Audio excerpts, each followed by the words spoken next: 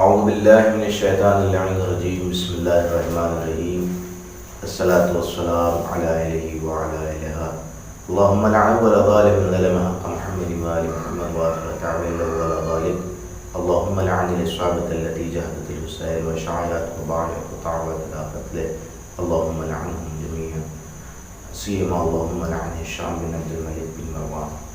ناظرین السلام علیکم. اعظم اللہ وجورنا وجورکم باستشعار ذکر امام محمد الباقر علیہ السلام. ناظرین، آج یوم عزا ہے، یوم غم ہے. آپ سب کی جانب سے اور اپنی جانب سے اپنے وقت کے امام کی خدمت میں ان کے جد امجد حضرت امام محمد باقر علیہ السلام کی شہادت کا پرسہ پیش کرتے ہیں. ناظرین، آپ کی بارگاہ میں عرض کیا جائے کہ امام محمد باقر علیہ السلام کی ذات والا کوئی محتاج تعارف نہیں ہے.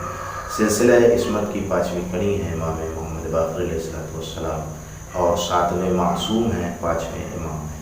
حضرت امام محمد باقر علیہ السلام حضرت امام زین العابدین علیہ السلام کے فرزند ارجمند ہیں اور حضرت امام محمد باقر کربلا کے وہ شاہد ہیں کہ جنہوں نے اپنی عمر سے اپنی مختصر سی عمر میں تمام کربلا کے مظالم کو اپنی آنکھوں سے دیکھا ہے اور سہا ہے.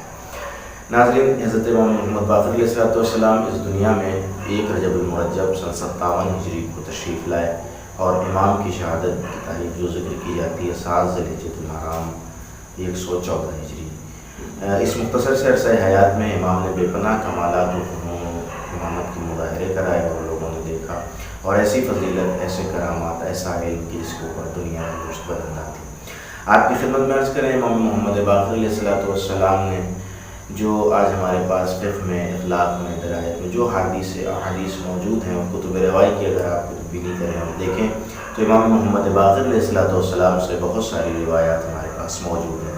اس کی وجہ یہ بھی ہو سکتی ہے کہ جیسا زمانہ امام صادق علیہ السلام کو ملا وہ اسی زمانے کی ابتدا امام محمد باقر علیہ السلام کے دور میں ہو چکی تھی اور امام کی ذمہ داری اور وظیفہ شاید یہ تھا اور امام کا طرز امامت یہ تھا کہ امام نے اس دور کو مناسب جانتے ہوئے عزائے سرکار سید الشہداء اور دین اسلام کی ترویج کرنے میں امام نے کوئی کسر نہ چھوڑی اور اپنی اس مختصر سے عرصہ حیات میں امام نے بے پناہ روایت کا خزانہ ہمراہ کر دیا.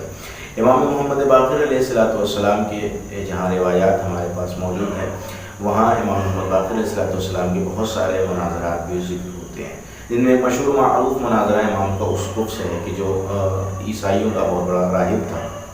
امام محمد باقر علیہ السلام کو جب شام طلب فرمایا گیا اور امام اپنے رہبار سے شام کی طرف چلے تو امام نے دیکھا راستے میں بہت سارے عیسائی ہیں کہ جو کسی پہاڑ کی طرف جا رہے ہیں. تو امام نے پوچھا کہ یہ کہاں جا رہے ہیں؟ تو لوگوں نے بتایا کہ ان کا ایک راہب ہے کہ جو آج نکلتا ہے اور سال میں 1 دن سے وہ اپنی زیارت کراتا ہے اور لوگوں کے سوال کے جواب دیتا ہے. امام نے کہا میں بھی جانا چاہتا ہوں. امام بہرحال جانتے ہیں کہ کیوں امام جا رہے ہیں، لیکن امام جب وہاں پہنچے تو ایک بہت بڑا مجمع تھا، جمع غفیر تھا اور وہ باہر آیا. جیسے ہی وہ شخص باہر آیا، دیکھیں امام کا چہرہ بھی لوگوں سے الگ ہوتا ہے لیکن شناخت کے لیے وہ وسیلت چاہیے ہوتی ہے. جیسے ہی وہ باہر آیا تو اس نے پورے مجمع کی طرف نظر اٹھائی اور پورے مجمع میں صرف اس کی نظر امام کے اوپر جا کے رکی اور امام سے مخاطب ہوا. سلام کرنے کے بعد امام سے کہتا ہے کہ آپ اس امت سے؟ امام نے فرمایا نہیں، میں مسلمان امت مسلمہ سے ہوں.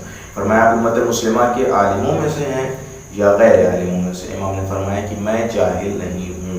دیکھیے امام کا یہ جملہ بھی امام کی فضیلت پہ دلالت کرتا ہے. اس لیے کہ کوئی کائنات میں کتنا بڑا بھی عالم ہو لیکن وہ اپنے آپ کو جہل سے خالی نہیں کہہ سکتا. اس لیے کہ کوئی بھی کامل العلوم نہیں ہے، کوئی ایسا نہیں کہ جس کے پاس ہر چیز کا علم ہے. یعنی اگر کوئی کسی چیز میں عالم ہے تو کسی چیز میں جاہل ہے، لیکن امام نے فرمایا میں جاہل نہیں ہوں. یعنی کائنات کا ہر علم ہمارے پاس موجود ہے، کیوں نہ ہو. اس لیے کہ یہ بھی علم نبوت تک پہنچنے کا ایک دروازہ ہے. ناظرین، اس نے جیسے ہی جملہ سنا تو اس نے پھر کہا کہ میں آپ سے کچھ سوال کروں یا آپ مجھ سے کچھ سوال کریں گے؟ امام نے فرمایا کہ اگر تو مائل کا سوال ہے تو مجھ سے سوال کر. تو اس نے چند سوال امام کی خدمت میں پیش کیے. اس کا پہلا سوال یہ تھا کہ آپ یہ بتائیے کہ آپ لوگ کا کہنا یہ ہے کہ جو لوگ جنت میں ہوں گے وہ جنت کی غذا سے استفادہ اٹھائیں گے، کھائیں گے، پئیں گے، لیکن انہیں طلب حاجت نہیں ہوگی، یعنی رفع حاجت کی طلب نہیں ہوگی. اس کی کوئی مثال دنیا میں موجود ہے؟ امام نے فرمایا ہاں، اس کی مثال دنیا میں موجود ہے. بطن مادر میں وہ بچہ جو اپنی ماں کے پیٹ میں ہوتا ہے، غذا بھی اس کو فراہم ہوتی ہے لیکن اس کو طلب حاجت نہیں ہوتی ہے. یہ دنیا میں مثال موجود ہے ان جنت والوں کی جو جنت میں رہیں گے اور جنت کی نعمات سے استفادہ کریں گے لیکن انہیں طلب حاجت نہیں ہوگی۔ اس نے پھر دوسرا سوال کیا کہ آپ یہ بتائیے کہ آپ کا کہنا یہ ہے کہ لوگ جنت میں جائیں گے تو جنت کی نعمتوں سے استفادہ کریں گے، جنت کی نعمتوں کو کھائیں گے، لیکن جنت کی نعمتوں میں کوئی کمی واقع نہیں ہوگی، اس کی مثال کوئی دنیا میں موجود ہے یا نہیں؟ امام نے فرمایا ہاں، اس کی مثال بھی دنیا میں موجود ہے، اور وہ یہ ہے کہ تم ایک چراغ سے 1000 چراغ روشن کر دو، اس پہلے والے چراغ میں کوئی کمی واقع نہیں ہوتی ہے۔ اس نے اور امام کی طرف متوجہ ہوگا، اچھا یہ بتائیے وہ وقت کائنات میں کون سا ہے کہ جو نہ دن میں شمار ہوتا ہے نہ رات میں شمار ہوتا ہے؟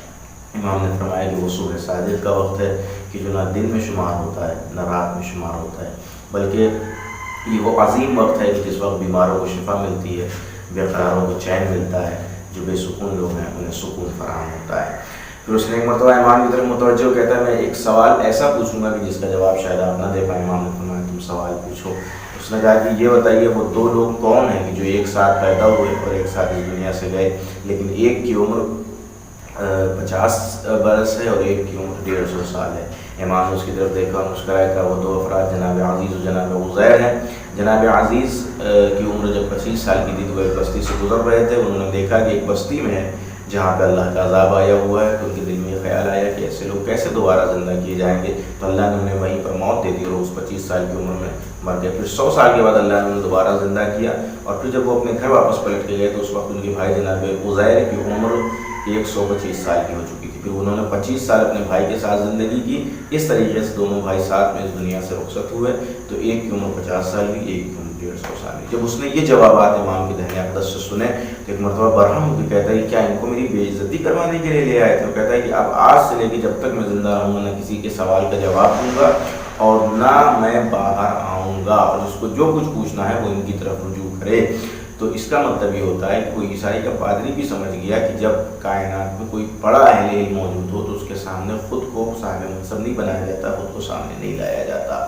یہ عیسائی سمجھ رہا ہے اور عیسائی کہہ رہا ہے، لیکن افسوس ہے ان مسلمانوں پر کہ جنہوں نے امام کی قدر دانی نہ کی، اور امام کے علم کو دیکھتے ہوئے، امام کے علم کرامت کو دیکھنے کے باوجود، امام کی معجزات کو دیکھنے کے باوجود، امام کی شرف و بلندی کو دیکھنے کے باوجود امام پر اپنا ظلم ناروا جاری رکھا، اور آخر میں 7 ذوالحجۃ الحرام امام کو اس دنیا کو چھوڑ کے جانا پڑا اور امام کی شہادت واقع ہوئی۔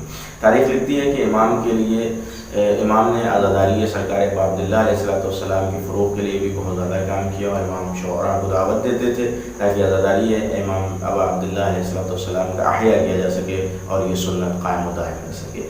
امام علیہ السلام چونکہ اکثر تاریخ یعقوبی کا فقرہ ہے کہ امام اپنی زندگی میں فقرہ کہا بھی کرتے تھے کہ میں وہ ہوں کہ جس نے 5 سال کی اس تمثیلی میں دیکھا کہ میرے جد حسین کو کیسے قتل کیا گیا۔ یہ امام کے لیے واقعا آپ دیکھیں کربلا کے سارے مظالم کے شاہد ہیں جناب امام محمد باقر علیہ السلام۔ امام محمد باقر علیہ السلام نے اپنے جد کو قتل ہوتے ہوئے دیکھا، اپنی جدہ کو بے ردا ہوتے ہوئے دیکھا، اور ایک وہ وقت بھی آیا کہ جب امام کو شام طلب کیا گیا تو امام کو کے زہر کے ذریعے سے شہید کیا گیا۔